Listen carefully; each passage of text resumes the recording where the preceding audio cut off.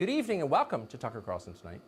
You can be forgiven if the events of the last month caught you by surprise, you didn't expect them. You'd become used to dismissing the American left out of hand as a joke, because they are. Since the day Donald Trump was inaugurated, the Democratic Party has been helplessly disorganized and totally ineffective as a political party.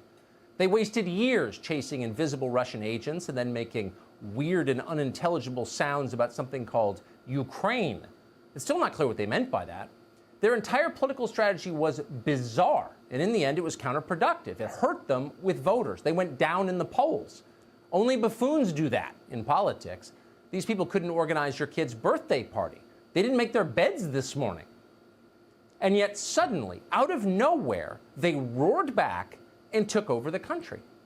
They did it in less time than it takes most people to go on spring vacation.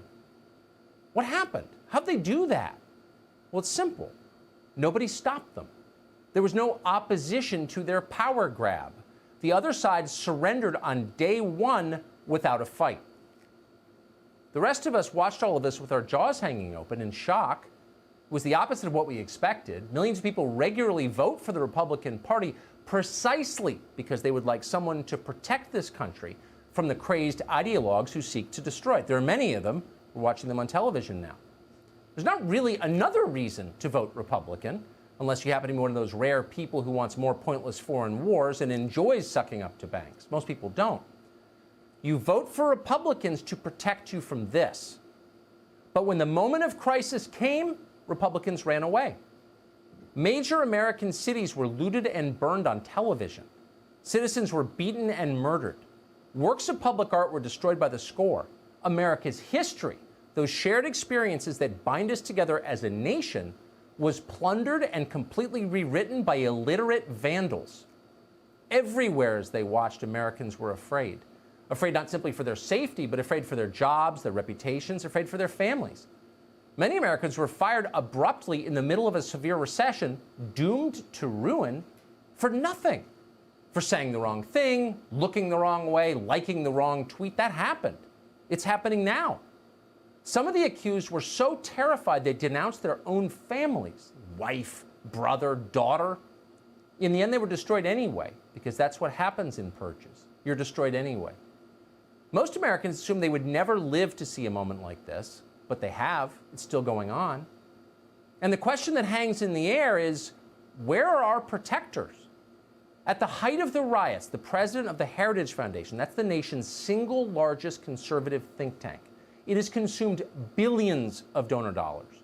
The president of Heritage wrote an op-ed accusing America of being irredeemably racist.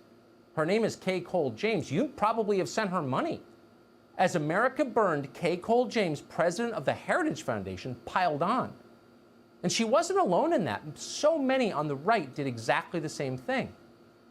Meanwhile, they did nothing. They didn't lift a finger to help the people they had promised, they had pledged to protect, their voters and their donors. Instead, they did everything possible to accommodate the demands of the people tormenting them, the rioters, and the people who back the rioters. Congressional Republicans decided to make reining in law enforcement their top legislative priority. They blamed the cops. They didn't blame the rioters, they blamed the cops. Then Republicans bragged about springing more criminals from jail. The last thing we needed. In the state of Iowa, the Republican governor announced that she was giving felons the vote by executive order, not even waiting for the election, just doing it, signing it. Meanwhile, almost everywhere, ordinary Americans came under attack for the color of their skin. Acts of actual racism, where people were being hurt for their race, something they can't control, something they were born with. And yet no Republicans rose to defend them. Republicans refused even to defend the principle of equality under the law, the foundation of this country, the most important thing we have. Not defended. Really, in the end, the only people who gained anything in the revolution were the ones waging it. Our leaders, very much including our Republican leaders, shamefully, were focused on meeting their demands.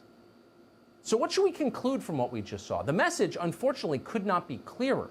Voting is for fools. You vote, you put these people into office with your votes, and in return, they patronize you. And when it matters, they abandon you. They have contempt for you. You know they do. You can smell it. It's obvious. Voting doesn't work. But when you riot, and you burn things and you hurt people, you get a very different response. When you do those things, our leaders snap to attention. They tiptoe around your feelings, as Republicans are. They give you what you want, as Republicans are. Rioting works. That's the message they're sending. Think about that. It's the most dangerous possible message you can send because it guarantees more violence. You've got to wonder how all of this would have played out if Barack Obama was still president. Let's say it was the summer of 2011, right before Obama's re-election campaign started in earnest. Imagine if at that politically critical moment, violent mobs of Mitt Romney supporters began looting and burning major American cities, screaming racist slogans as they did it. Hard to imagine, but try. Imagine if the Romney mob then defaced and tore down statues of Martin Luther King in public parks. Imagine if every street sign in America identifying a Martin Luther King Boulevard was suddenly ripped to the ground and defaced with graffiti. Most Americans would find that appalling and disgusting. We certainly would. But let's say the mob kept doing it because nobody stopped them. Imagine if the people who planned to vote for Barack Obama in the fall knew they couldn't admit that in public. If citizens wearing Obama hats were physically assaulted, punched in the face, thrown to the sidewalk, and kicked. Imagine if anyone who spoke out against the mobs or showed support for Obama's campaign was censored or deplatformed by tech monopolies that operated at the pleasure of federal regulators.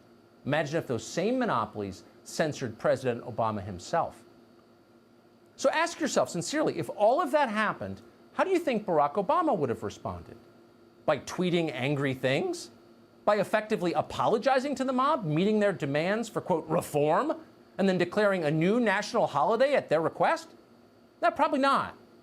It's hard to imagine Barack Obama doing that. It's hard to imagine him complaining that as president of the United States, he didn't have the power to stop political violence, or preserve the integrity of an election, or protect free speech, or public art, or the nation's history itself. No, that would not happen. Instead, within about 10 minutes, you would see the Obama Justice Department indict every single person involved on federal conspiracy and civil rights charges. You would watch as SEAL Team 6 reclaimed downtown Seattle. You'd see airborne units drop from the sky into Atlanta, Minneapolis, and Portland. You would see whatever it took to stop the chaos. That revolution would not last long. Say what you will about Barack Obama, and we do, but he never doubted he had the constitutional authority to act, and he did act. Obama knew a threat when he saw one. Our Republican leaders don't believe they have the authority. They don't believe they're legitimate. They don't see the threat. They don't want to see the threat because they know they can't face the mob. They know they're too weak. And so they offer trinkets and hope the mob will go away, but it won't. Mobs can't be sated. We thought Republicans understood that. That's why we supported them. But crisis has revealed the truth. Now we know who they are. It could not be clearer, and now it's time to find new leaders.